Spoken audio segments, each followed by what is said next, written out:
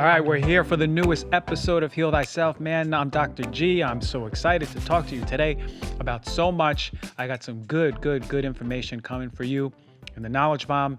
I got a great guest. No product review this week. I promise you I'm coming with the fire product reviews in the next shows. Just not today. Anyway, the guest is amazing. He's my personal healer, one of my healers. So I knew I had to bring him on because of how powerful he is and the information he's ready to give. So he came up from San Diego. I can't wait to have him on. But first and foremost, I got to talk to you about a little something in the Knowledge Bomb. So why don't we just get right to it?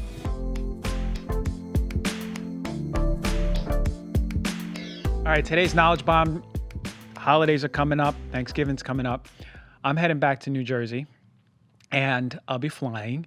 And I really wanted to think about what flying is, what flying does to the body, because it does do some stuff on the body. And it's a big spectrum. I know people who fly and they go, yeah, I'm fine. It's, it's all right. I'm a little tired. But there's certainly people who take flights and it takes a toll on them. Last year, I went to England, Portugal, and Germany within like 4 months. And that took a major toll on me. And aside from the time differences, there's more to it.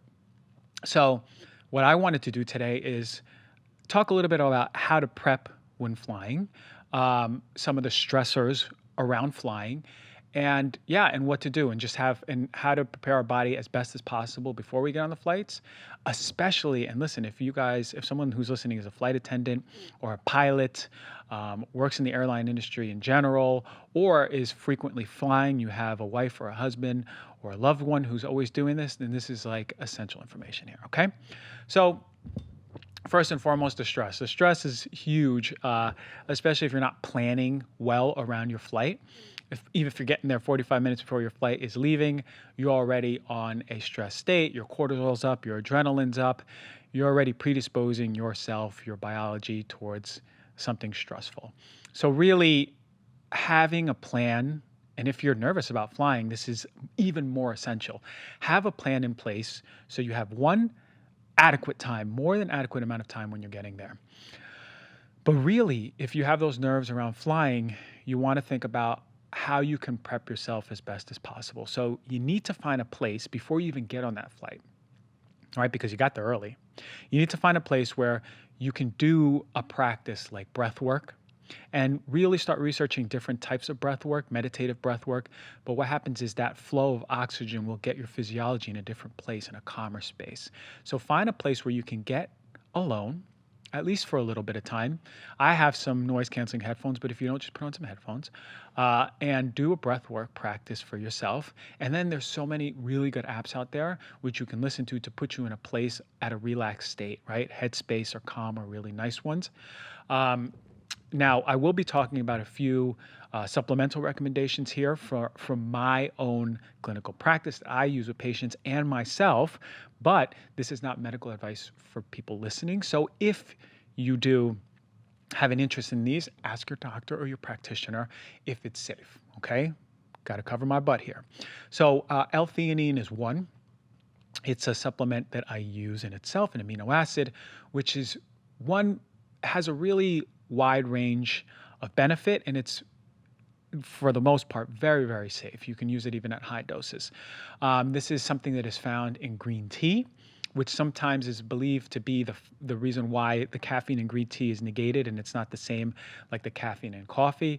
But the L-theanine is this amino acid that's really calming. It induces an alpha brain wave state in the brain, alpha brain wave state, and that wave state is really only achieved through sleep, some stages of sleep, and meditation. So imagine now you're taking this and you're breathing and you're doing mindfulness meditation. You're putting yourself at the best possible way, best possible place to, one, if you have a fear of flying, to help you, and even overall, just de-stressing. I think that everyone, when they get on a plane, should start doing breath work or breathing, or even before breath work or breathing techniques, okay? If you have a long flight, I cannot stress this enough. Movement is so important. Another thing that I wanted to talk about, we are not made to be sedentary, right? Sedentary living is the quickest way to dying. I'm telling you this. So we need to move, especially if we're having really long international flights. So make sure you're getting up, moving your joints, your muscles, your blood, your lymphatic fluid. Before you get on the plane, map out 5 to 10 stretches that you can do a few times in the aisleway. Okay, one of my favorite things to do actually personally is to work out the day of, right, when I know I'm getting on a flight that night or earlier. I make sure that I get in a workout. That puts me in a place where my muscles aren't freezing. I'm getting blood flow continuously, right?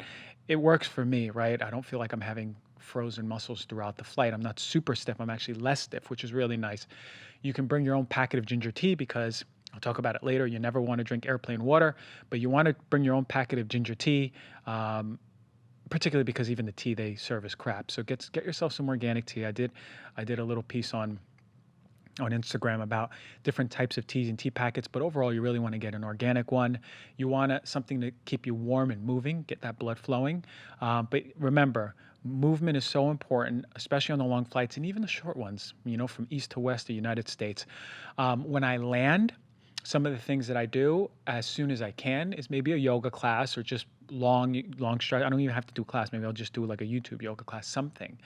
I try to get into an IR sauna, and I'll talk about later why, but IR sauna is really important for detoxification. I love it. And sometimes getting into a cold bath for the muscles, right? So even if I heard, who did I hear? Luke Story, he has a great podcast.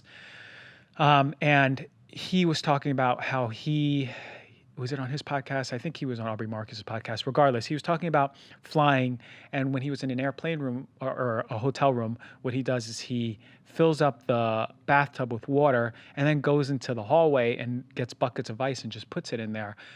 One, that's good because it creates sort of like a vacuum away from any Wi-Fi, because you will get a dose of radiation.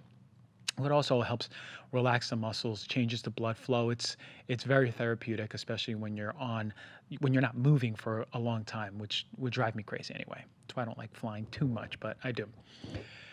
One thing I really want to talk about, and I got a lot of questions about this, is radiation, okay? So the CDC reports that yes, we get cosmic radiation when we fly, right? We're exposed to radiation daily, period, right? The cosmos through the universe, we're getting hit with radiation all day. Small amounts, but it's measured in something called millisieverts, okay? And we have about 3 millisieverts per year of radiation, background radiation, right? Just being alive on Earth.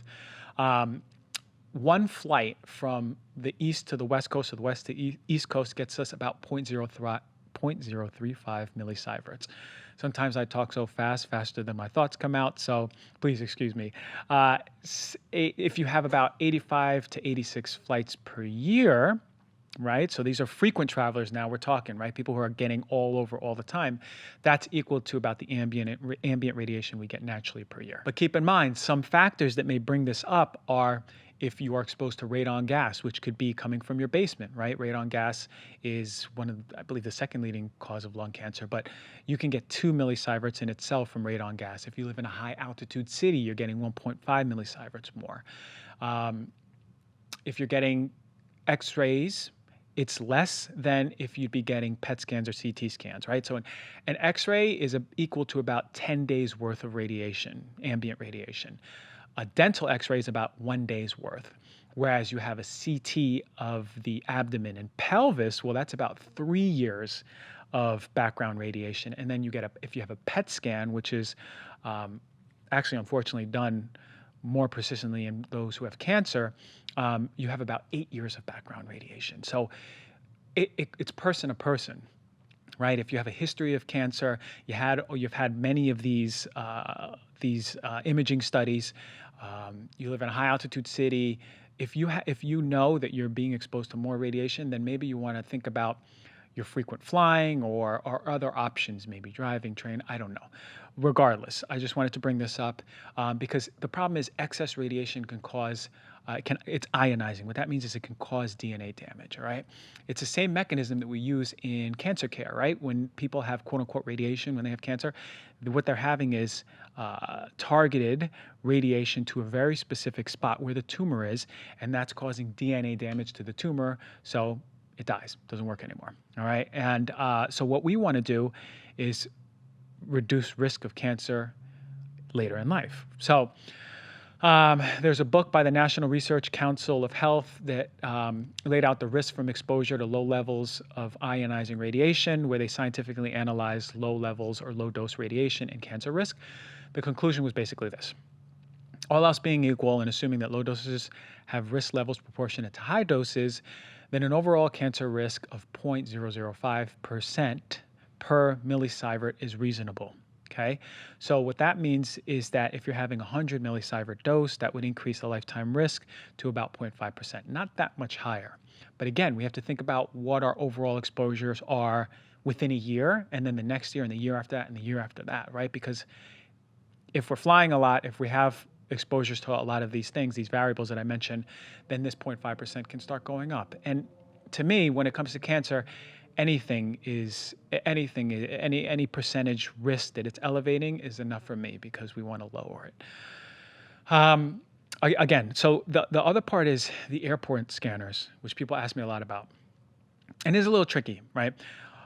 There's a great, and I'll link it on here, there's a great article by Harvard Medical, the Harvard Medical School that says it's safe. If to say it's safe is tricky, right? Because they, in their words, they said it's an eye of the beholder word and concept. If safe means absolute zero risk, then the answer to our airport scanner safe is probably no. But if it's a very small risk, increase in risk, so small that we really shouldn't be concerned, then the answer would be yes.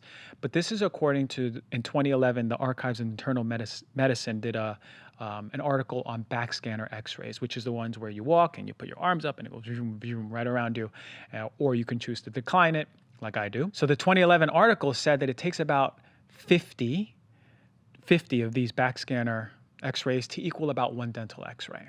Okay, and so that would cause a very low risk, about 1% of the radiation you would get on a flight. So more of the radiation, 99% of the other radiation is just going to be being on the flight, that ambient radiation as I was talking about. It's a really good article. But they also talked about that not everyone agrees, and it's controversial in many ways because they say some experts may say that the cancer risk may be higher because they believe that the per scan dose is higher than is reported.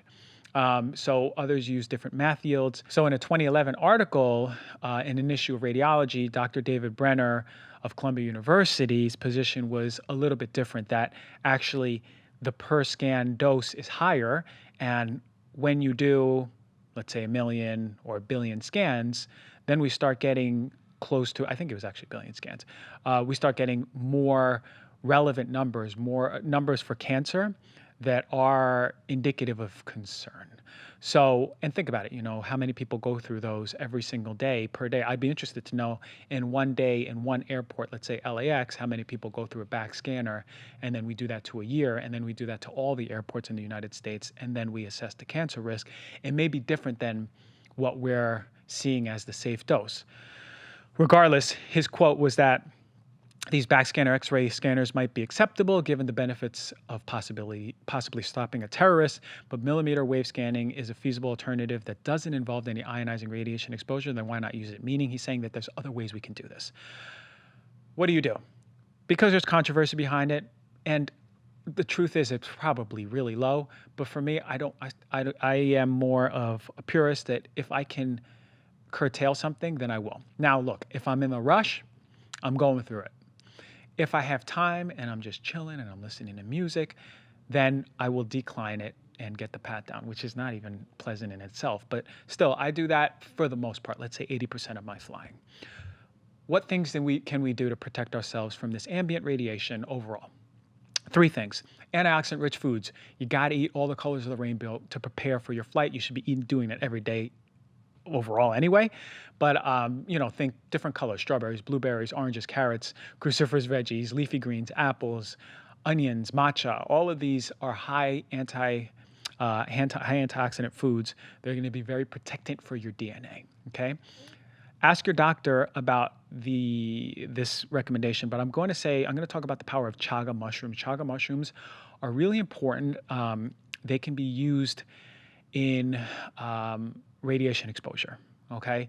What they do is they have high amounts of melanin. And there's so much really interesting research coming out about melanin that is really controversial, but it's a mysterious molecule. But melanin that we're starting to see we know it has protective effects against UV radiation. But in chaga, what we see, it's really rich in melanin. I think it was about 25% melanin, but it's protectant and it's an antioxidant and it protects our genes, right? So in the 60s, what they found was in these blast nuclear sites in Nevada is they saw thriving mushroom colonies, and then they saw the same thing in Chernobyl in Russia, which is pretty incredible. So they started looking into why. Long story short, what they're seeing is that basically these mushrooms are utilizing through their melanin the radiation, translating it into something else, transmuting it to something else that they're thriving on. So in essence, what the really exciting stuff is, if we're consuming chaga mushrooms, does it have the same effects? Well, in animals, it was shown to do the same thing. So and not only that, it's immunoprotective too. It's protecting the DNA and our immune system. Really awesome stuff. And the other thing, ground. If you come home and you land, and anytime you can, as fast as you can, get on the ground, take off your shoes, get on the grass. I don't care if you're in Montana, Arizona, the Caribbean, or Minnesota. Take off your shoes and get on the ground for as fast as you can, as long as you can, okay? Because listen to the grounding show. It's one of the surefire ways to reduce EMF and radiation. All right. One thing I want to talk about, and always been really intriguing for me, is air quality. Air quality in flights is something that's really important and not talked about. Air quality is poor on flights, period. All right. And this is a constant complaint in the industry from flight attendants. Poor overall air quality based on what? Well, there's off-gassing, there's fire retardants, all the materials on the plane. But some of these international planes, and actually some domestic ones you'll learn about, they use disinsection techniques. I never heard about it until really the research. But disinsection, I knew that they was spraying on the planes, but disinsection means it's permitted under international law, and it's supposedly there to protect the public. And this is from the Department of Transportation. But what disinsection is, basically the spraying of quick-acting insecticide immediately before takeoff or while passengers are on board. And different airlines do it differently, but especially in international travel, there's videos of it where they're spraying insecticide. I always wonder, for folks who are flying and who don't do well with flying, right? They get sick after flying immediately with their immune system, or they're just run down, or they don't feel the same. I wonder, really do, how much of it has to do with the spraying more than anything else, right? More than the guy sitting next to you and coughing, how much does it have to do with the spraying? So until the late 1970s, they were spraying DDT on planes. Northwest Airlines uses Bolt, a pesticide that contains chlorpyrifos. There's actually lawsuits from flight attendants against the airline for using these insecticides and pesticides, particularly one that I was reading about from a flight attendant who developed Parkinson's disease, because these agents are known to affect the nervous system, right? It's poison. But imagine being on these aircrafts. Really, this is why I feel for flight attendants, being on these aircrafts and exposed to all this crap, and then they can't prove that that's causing that, so they're losing these lawsuits. It's pretty incredible. But disinsection actually occurs in the USA also. Some U.S. airlines engage in certain forms of the practice, though the spraying is not usually done when people are on board. It's still, I just don't think it should be done in general. It's really a lack of informed consent. And you know what the show is about. It's about informed consent. We should all sign release forms understanding that, yes, this is okay to do, or no, I'm objecting to this. So yeah, it's really incredible. John Samuelson, the president of Transport Workers Union in America, which has over 17,000 flight attendants, a labor organization, has characterized a problem of air quality on flights being a dirty little secret. And what's happening is we're getting not only possibly those insecticides, we're getting what I just mentioned, the volatile organic chemicals, the flame retardants from the materials, but we're also getting recycled air in these airplanes. It's recycled air and compressed engine air. So when you smell that really gaseous, oily smell, that's compressed engine air. It's horrible air quality. For me, this is a really big problem because I'm particularly sensitive to this. And then on top of that, you have someone sitting next to you sneezing on you. It can in many ways be the perfect storm for people who are sensitive or for people who are flying all the time. So what do? Let's protect our immune system. Let's protect our livers, right? So look into, again, ask your doctor, practitioner, liver supporting complexes or liver supporting herbs or nutrients, liver.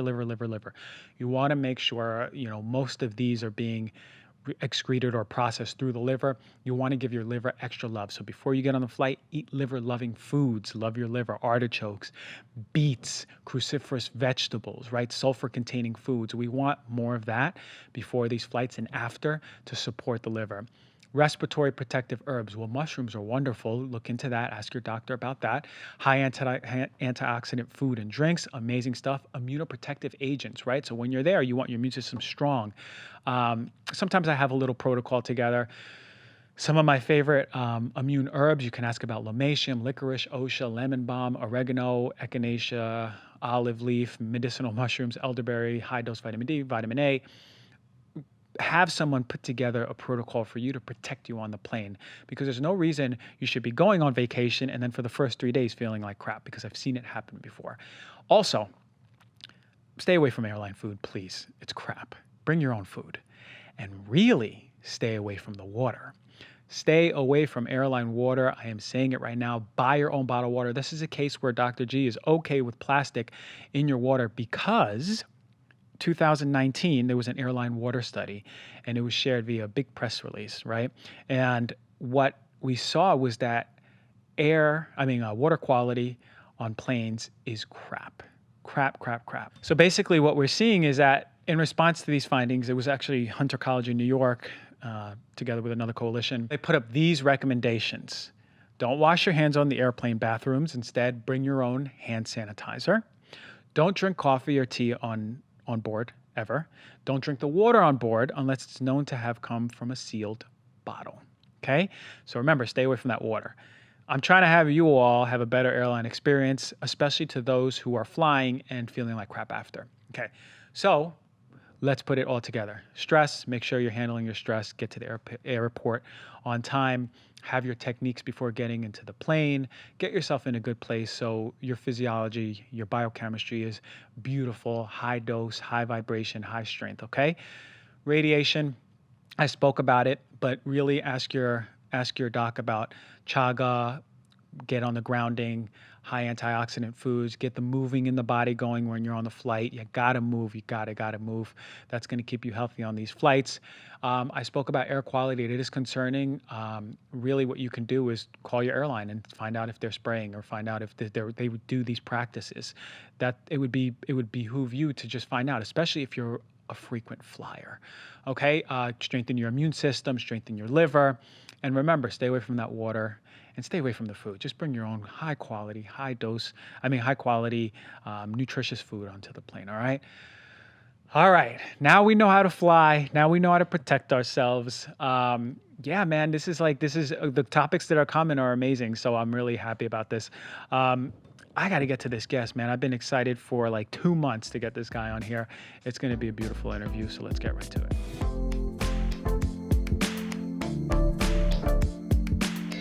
All right, everyone. Today's special guest, man, I'm so excited. Here's why.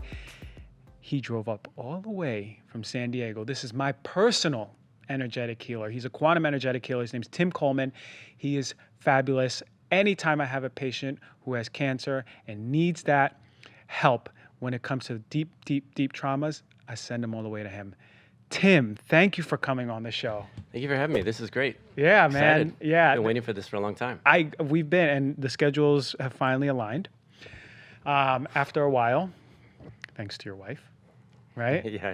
Yeah, She she set it up finally. my manager. Yeah, and manager.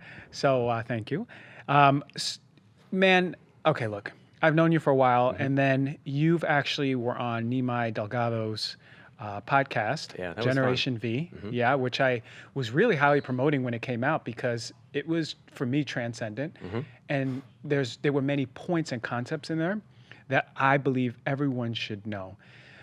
In medicine, what I find is that we pay with a microphone such close attention to the physical, and totally forget about traumas, emotional suppression, energetic obstacles. But this is what you do, right? You focus on this stuff Every day, every every day. day. How long have you been doing it? Full time, about at least 10 years. 10 years? Yeah. Okay. And I guess for the viewers and listeners, what role does energy play in the body? First and Well, foremost. we've all heard the saying, everything's energy. So it's everything, really, Yeah. when you boil everything down. It has a huge effect. I really specialize in the emotions. I mean, that's really what emotions are, is energy. And how they affect the body, how they affect the health. And when you can get into the trapped emotions, it can be a life changer. Yeah, Big time. I agree. Many times, I swear, most of my belief in medicine is so much of that is trapped, trapped emotions, and literally symptoms of in the body are the last thing that we're seeing. True. But the root is there's such a big part of that. Now, when you say trapped emotions, what do you mean? Is it like, okay, I was angry yesterday and now it's trapped, or how does that work? What's interesting, if we go back to like the first 6 years of your life, we're more in a hypnosis. We're more in a theta brainwave. So if you think of, as we're experiencing emotions, we don't even know what those are. We're observing, we're watching our parents, we're watching how they react, we're watching, emotional outbursts, stress, talking about money, finances. So we're just downloading all that information. And the first 6 years of our life, we're creating a reference. We're creating a reference of what is fear, what is sadness, what is a dog, cat, mom, dad. So I like to refer to it as you get like a hanging file folder, and you're putting labels on those file folders. Then after about the age of 7, you're putting papers in those file folders as you experience life. So you're filing stuff away. And as life happens, emotions, we file those away, and that's in our cells, it's in our body. And right around 30, 35 years old, we'll start getting a little loose, stuff starts to spill out. We start, getting a little crazy or, emotional. Yeah. And that's a sign that that person's running out of capacity. I see. Wow, that's a great analogy, Yeah. and it's along the lines of what you were explaining on Nimai's podcast. So you're saying that, of course, when we're 1 to 6 or 0 to 6 years old, we're just born. We have no concept of what money stress is. Right. So you're saying that we are sort of just taking it all in, trying to like be in line with, okay, this is anger that we're seeing from mom today, or There's no filter. no filter. Yeah. All right. No conscious mind, really. Okay. So we're just walking around absorbing. We're just sponges. Okay. But the challenge with that is that that's how we identify things in our lives. So it's kind of like software. It's like the software was installed when we were maybe the first 6 years of our life. Now we're adults. We're trying to run our lives from a perspective of a 6-year-old. That's why a lot of things don't work. If you think of like emotion, and I tell this to my clients all the time, if you just stop and think, okay, let's think about a negative emotion, fear, something bad happens. Let's say you get a phone call right now and you find out somebody's in the hospital, they had a bad accident. Well, you'll notice when you experience a negative emotion, you're going to feel something physical. You'll get maybe a tightness in the stomach, tightness in the chest. What that is that sensory information. It's coming into the body. Now, if you just stop right there, the body is very capable in processing that information. So if you think, okay, well, what do you mean process? If you think of like in the wild, you're watching a YouTube video of a gazelle running through, getting chased by a lion. It's traumatized, but it gets away. It'll go underneath the shade tree. It'll shake. It'll pant. Half hour later, it's grazing in the grass like nothing happened. That's what animals do, but humans, we don't do that. Now, here's why. A lot of it has to do with our parents, not blaming parents. They do the best they can. if you stop and think about when a parent is training their child, you'll hear them say stuff like, "Hey, what were you thinking?" Or "Go in your room and think about what you did." Or "Hey, kids, let's put our thinking caps on." So from a very young age, we become so predominant, mental, ego. We're all up here in the head, and that's not good when it comes to emotions.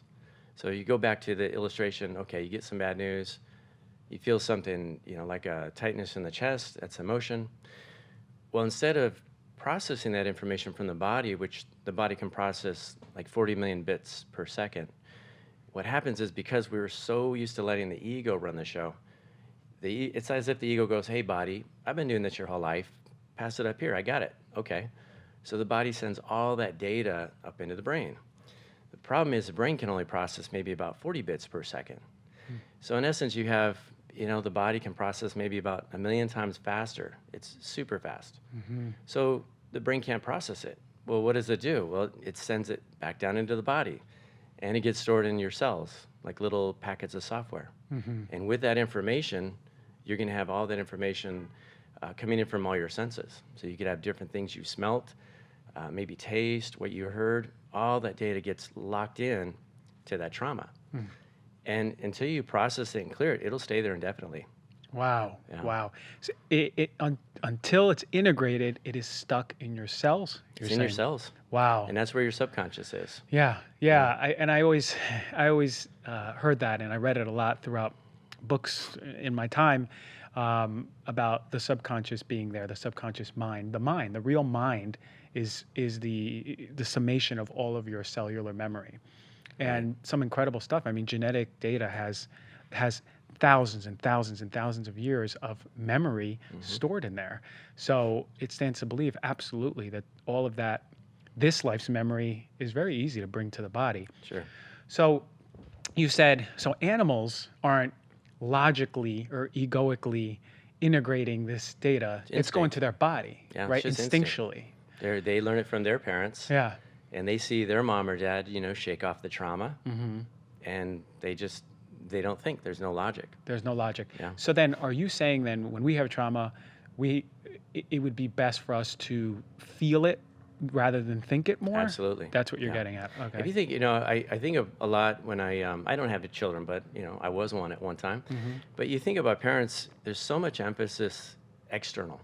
If you think it goes way back when you bring a baby home from the hospital, what do? You put them in a crib and you put a mobile up above.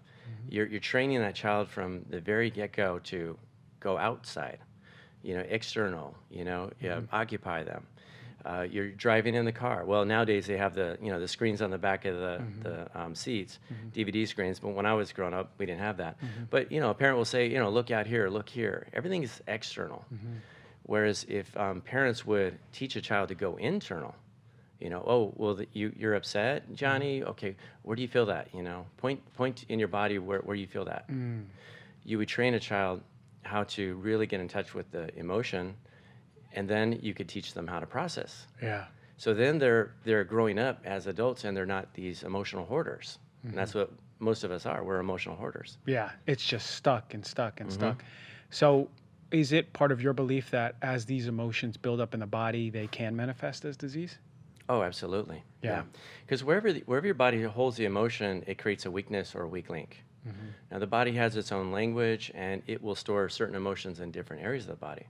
For example, like let's say shoulders. Let's say you had a parent that was sick for many years, and you had to have your parent move in with you. You're trying to work your job and take care of your parent. Well, of course you love your parent, but they would still be a burden. Let's say it was your father. Well, there's a good chance that that's going to create a weakness in your right shoulder. So now you're walking around with a weak link. Then you go to the gym or you say, hey, I'm going to go try this CrossFit class, and you blow your shoulder out and you blame it on CrossFit or the workout. Yeah. Maybe not. Usually you walked in a weakened state. So that goes back to really the importance of you have to process this emotion. And it goes the same thing with disease. It's only a matter of time you're going to be set up. You're going to be set up for some type of injury, weakness, even with the lymphatic system. I know you do a lot of work with cancer, and that's a close link. Let's say somebody has maybe they were sexually abused or something like that. Well, that's going to create a lot of energetic block in the body, and it will not allow the lymphatic system to work properly. It kind of slows down, it gets sluggish. Yeah. And, oh, well, now the person has cystic fibrosis, or, they start getting these tumors. More often than not, there's going to be some trauma that happened way back. Yeah. And, it created that weakness. Yeah. And when you say trauma, does it have to be a really big T trauma, like a sexual abuse, or can it just be really like a life's work of traumas? I remember you were saying about like a lemonade stand or something in connection to business. Maybe you could talk about that. Like, it can just be small traumas that these little packets that we start sucking up in our body. So, the main thing to remember is you got to go back and remember that we're talking about a 6-year-old, or, between 1 and 6 years old. We're not looking through the eyes of an adult. So a trauma could be anything, like the other reference, somebody they want to start a business, and they are struggling and they're trying to get it going. And well, what's interesting is the brain will always ask 2 questions. What does this mean and what do I do? So as we're experiencing life, all this information is coming in through our brain. The brain is looking, and it always wants to keep us safe. It always wants to keep things the same. What it'll do is it'll go back into the database. So if you could just imagine, you have like a file clerk, at a company, and they run down the hallway and they go into the file room. Well, that file room would be our cells. So the brain will check to see what's on file in our cells. And it'll check, okay, well, wait a minute. No, I don't feel comfortable you starting this business. I feel very insecure right now. It's going to stir up all those emotions because I have all this data. When you and your cousin tried to, start that lemonade stand, and the neighborhood kids, kicked the stand over and called you names, and you cried, and they laughed at you. So you can have all that emotion attached to starting something on your own, or going out and being entrepreneurial. It could be that simple.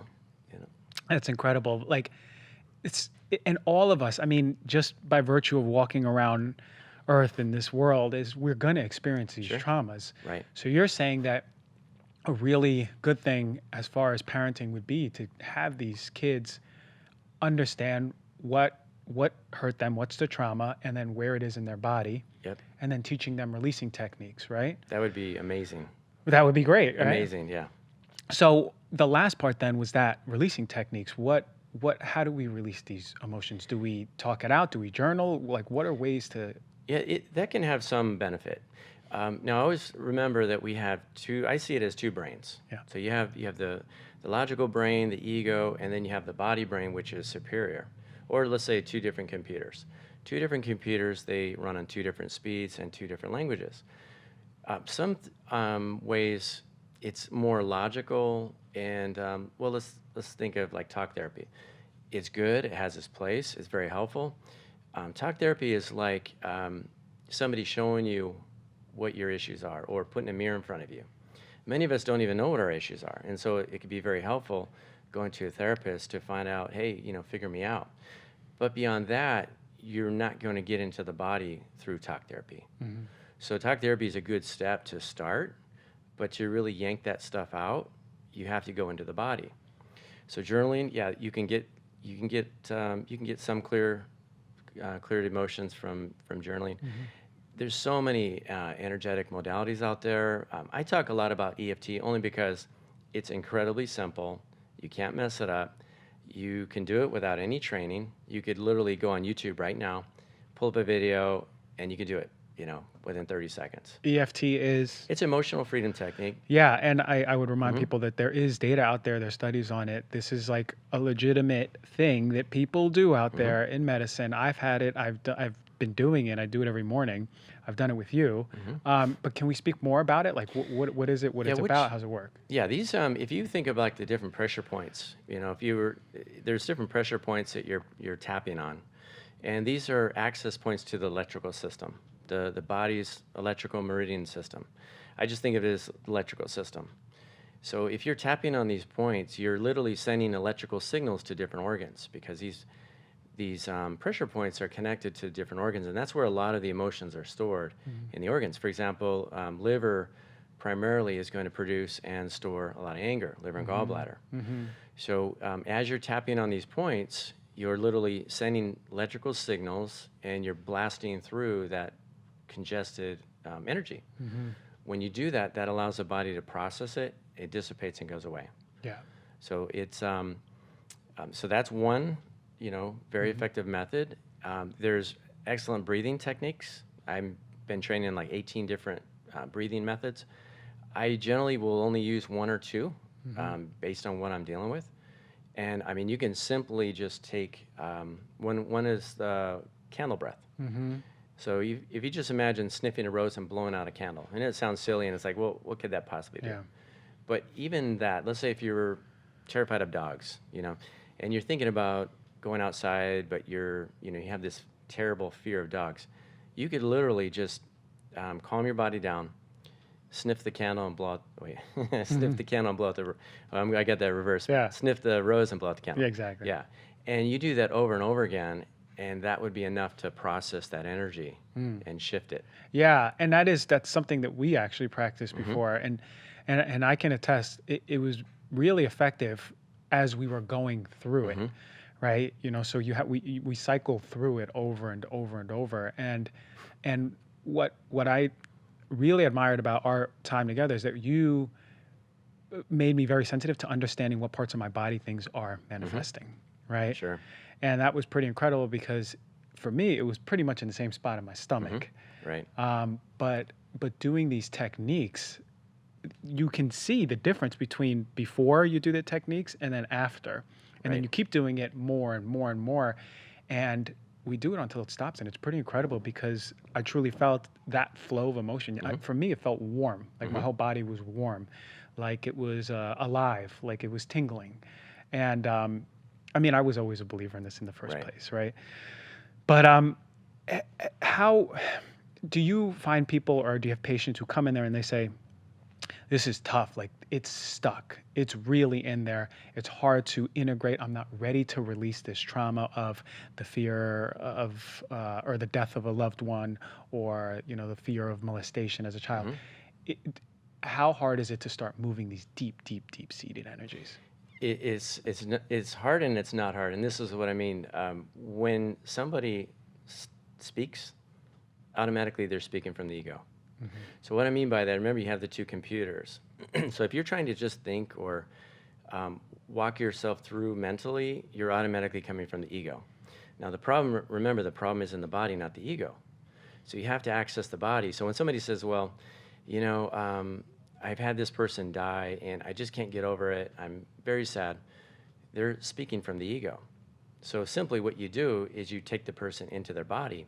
Once you access the body, then you're in that file folder. Because the body knows what to do. Absolutely. The ego is trying to make logic out of the steps that it needs to take to do something to integrate it, which is why you said it's hard and it's easy, right? The ego is always wrong. Yeah. When every time we were using the illustration of starting a business. So you're thinking, okay, I want to start my business and I have all these ideas. Well, that's still coming from the ego. More often than not, the ego is always going to be wrong because the ego can only pull from the database up in the head, which is just an archive of your life. Yeah, which is literally narrow because it's not necessarily truth. It's just what you've experienced. Right.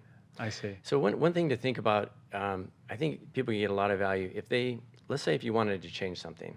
I like to use weight because it's something you can measure. It's easy.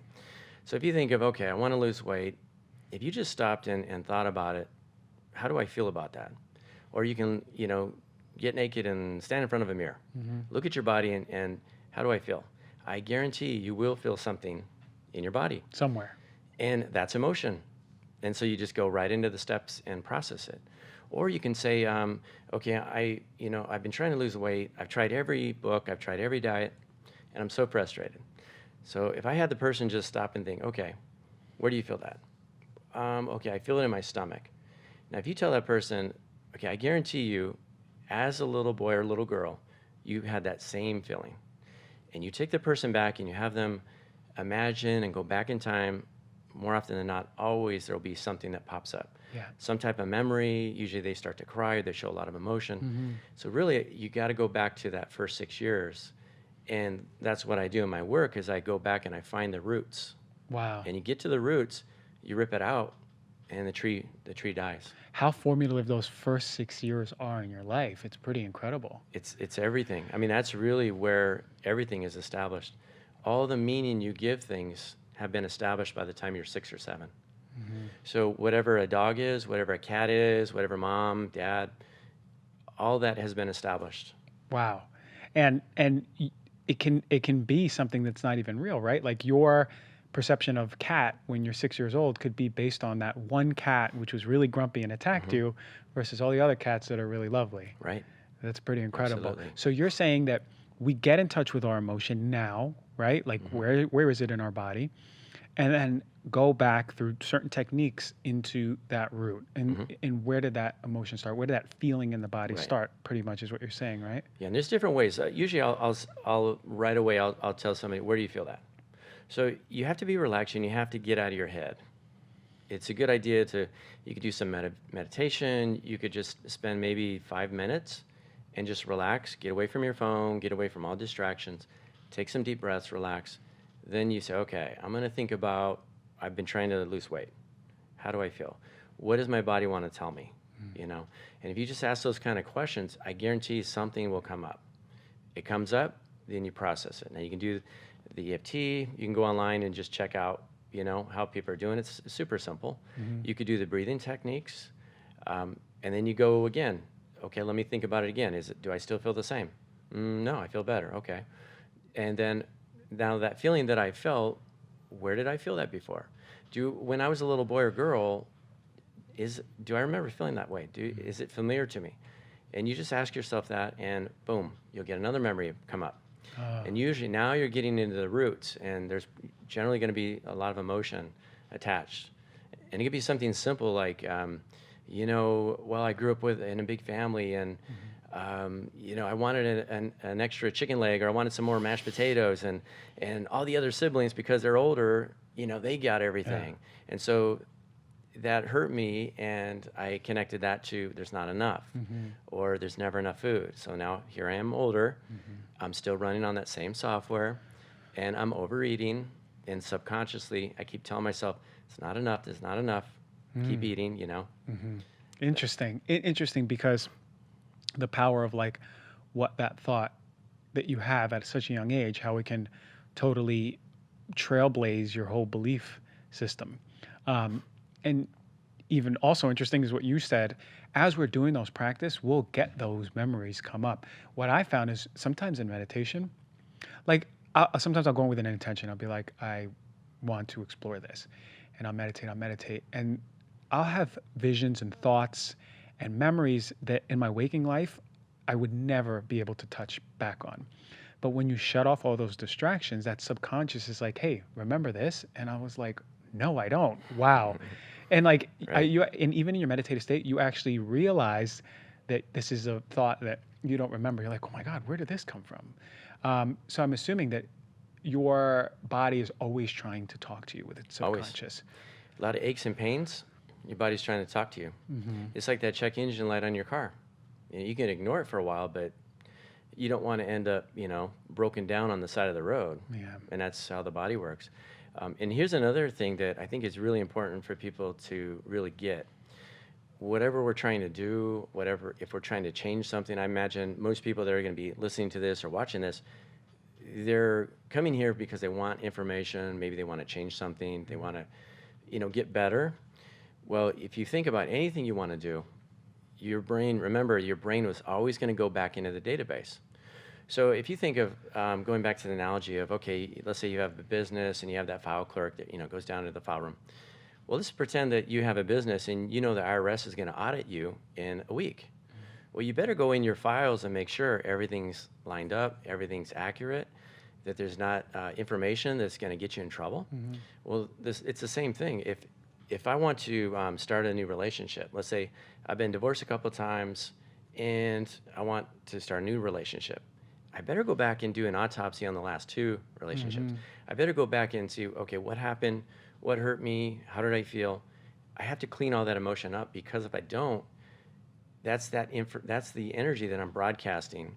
And as I step into the new relationship, I'm going to be, subconsciously in a way, I'm going to be broadcasting maybe hurt, insecurity, and which will get me more of that. Yeah. So anybody listening, whatever you're trying to do, whether you're trying to start a business, lose weight, start a relationship, start a family, go in your file cabinet first, clean it up, and it will make an amazing difference. Yeah, because you go in there anew with a new vibration rather than the same pattern that's been Right. happening all your life in relationships, in business, in weight loss, whatever it may be. Incredible, the true roots that we're talking about versus, let's say, here's a weight loss program, here's a diet. Oh, this worked for a little bit, now it didn't work. Right. Because we're not getting to the root. The same thing is like, if you're presenting with these issues, let's say these skin issues, and I'm giving you the best supplements ever and the best diet ever, but it doesn't go away, maybe it's a little bit deeper, right? Absolutely. And you said, like you said, the body's always trying to talk to you, and it manifests differently for different people. I remember when we were at Dr. Angie's party, I was talking to you, and I was like, I didn't let you know anything, but Right. you already you knew that it was a lot of this energy was in my the stomach. Yeah. Yeah, and it was true. And that's when I was like, how the heck did this guy know Yeah. that? Do you find yourself sensitive in this line of work to other people because of this? Anything you do over and over again, you get very used to it, and it's just automatic. I think the way I look at it is we all have these subconscious computers, and if we just get out of the way, we can all do the same thing. Our subconscious will talk to other subconscious. It speaks the language of energy. So when you know what to look for, or you just, I'm usually not in my head. Like right now, I'm thinking more about my feet, or I'm more present in my feet. Yeah. And that's when I'm doing my work that keeps me out of my ego. And when you stay out of your ego, you'll automatically just feel stuff. Yeah. And you can connect with people, and you'll get a good understanding of what's going on. Yeah. I always say the most powerful way to create is when you're outside of your ego. Right. And I guess that's what meditation does. It brings you out of your ego Right. in many ways, right into your body, into your subconscious. Right. And from that state of presence, that our normal state, the reality is when we're the most powerful to make changes in our life or to create from scratch, basically. So are you, I know the answer to this, but are you a believer that a lot of this chunk of what drives chronic diseases and cancer has a lot of these roots in long-time traumas? Yeah, absolutely. Any person that I've ever worked with cancer, they're 100%. There always has been a trauma way back, and again, the body has a certain language.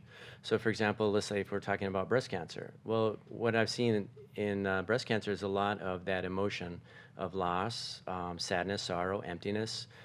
Because that's where the body will store. You have these energy centers in your body.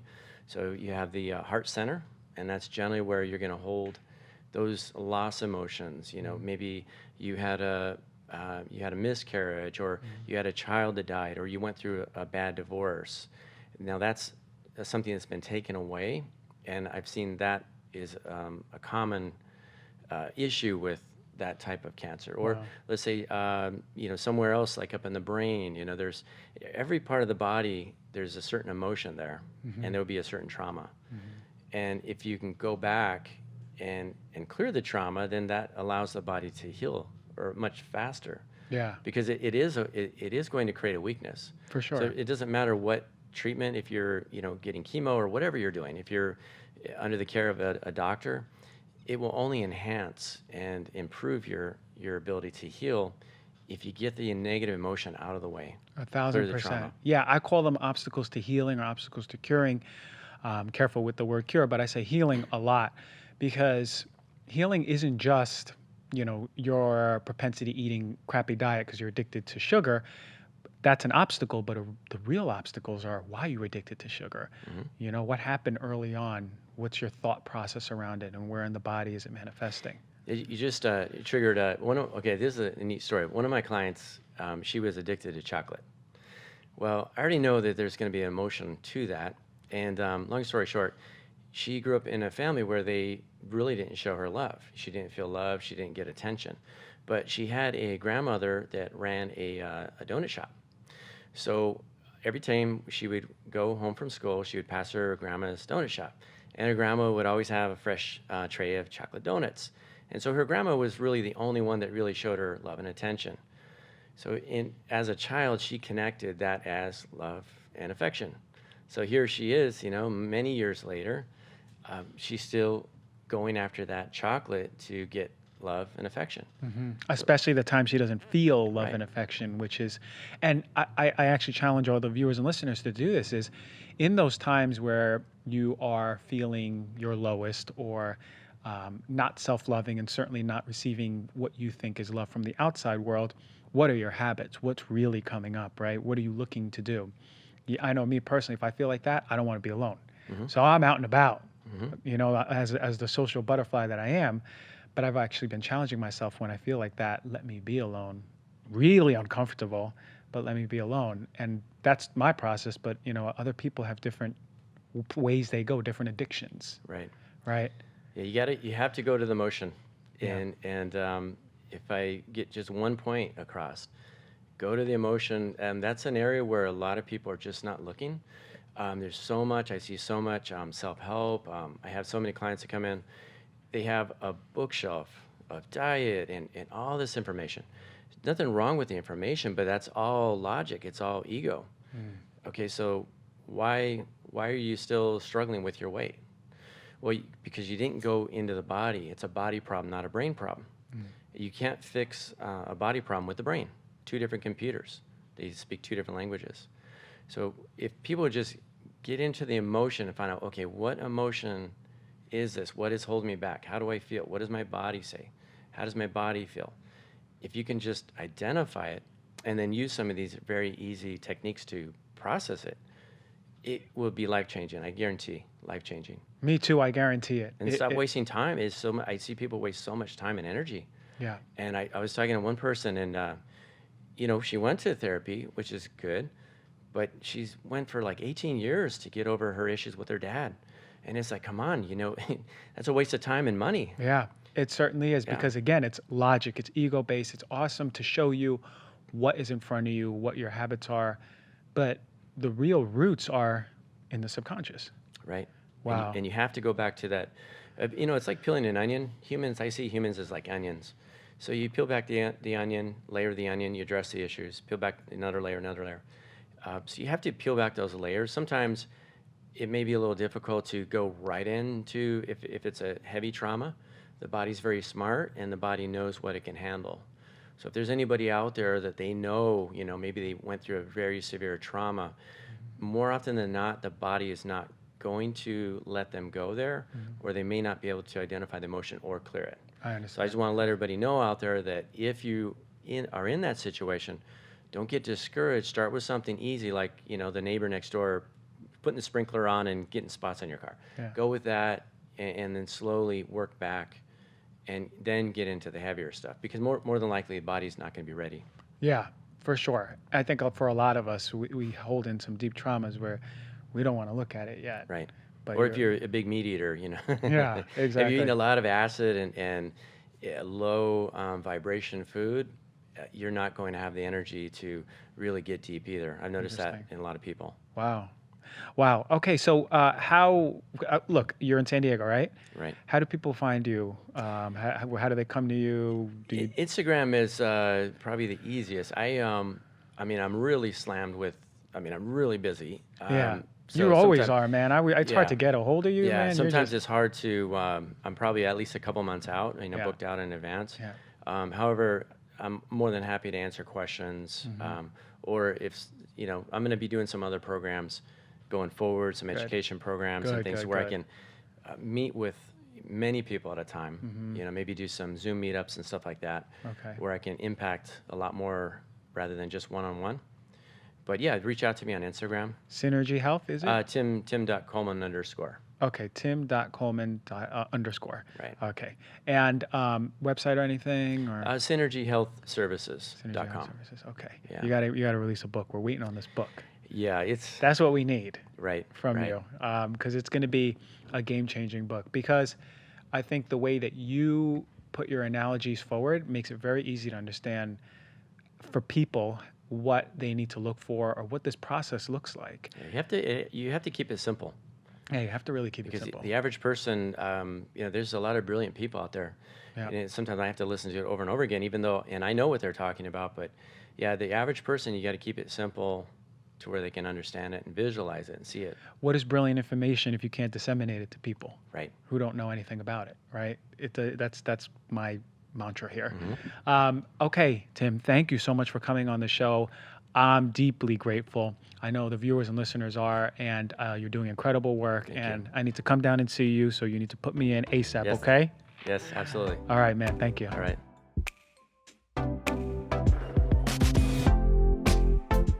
Oh, man, I'm telling you, this guy is amazing. Tim should be proud of himself. It's really incredible stuff. This is right up my alley when we can talk about how to better our health from the root standpoint. We are energetic beings. Because we are energetic beings, we have to make the energetic intervention first. Then we worry about all the physical stuff like supplements and diet and whatnot. Really, the important stuff is those traumas that are holding us back from our whole system functioning to its highest vibration, okay? Listen, it's all love. I'm bringing everyone here to teach everyone here how to be their best selves, how to live your best life. That's what we do here. Thank you for supporting the show, rating, reviewing, subscribing, keeping it going, keeping it flowing, keeping it high vibe. I love you all. Until next week.